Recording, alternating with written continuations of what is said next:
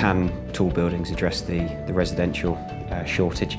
I think there's probably the question as well of the returns and where that shortage is. It's probably in the more affordable, lower value that young professionals can afford. The problem with tall buildings is that the higher up you go, the higher value they achieve, and then become less affordable to those people that, you know, where the shortage is. We're working on some PRS schemes, private rental, which have been put as a condition of planning to allow another tall building on the same development. So that will increase the housing stock for young renters. However, it's not addressing the ownership problem. The design has to be sensitive to the area and what's already existing. Certain developments like King's Cross, where there wasn't a lot there, they've had a great opportunity and done a great job of completely revamping the area with tall buildings but good landscaping, a mix of commercial to create jobs.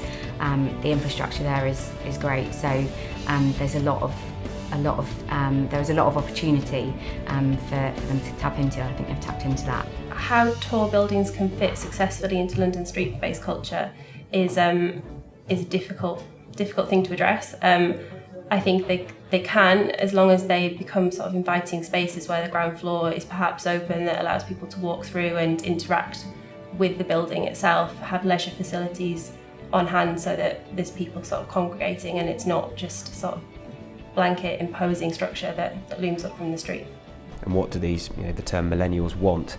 And it is that buzz, it's that atmosphere, and it's the social interaction that, as Alistair said, wanting a residential development, but also with bars, shops, to create that mix and use throughout the day.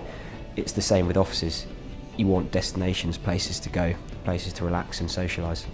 In Canary Wharf, there's level 39. It's just called level 39, and what happens is a lot of smaller businesses pay a fee to use space there. So whenever they're handing out their business card, it has the tall building's address on it, which obviously makes them a lot more credible when networking. Tall buildings should accommodate both residential and commercial spaces. I think that it's essential that people get past the work life, personal life. I think it's got to integrate. The mixed-use developments of office and residential, I think it allows the office space to become a different environment, because they know that obviously there are people living there, and with that I think it brings a certain different aspect of appeal to the actual area, not just the office space that we're looking for in terms of developing London, but also brings certain types of investment that might not be appropriate for placemaking, isn't it? It's yeah, placemaking. Absolutely. Instead of building a building for just the sake of building it, you're creating a purpose for that. To have the shops on ground level and then go up to your apartment on the 4th floor and then go up to your office on the 8th floor, I mean, that's incredible.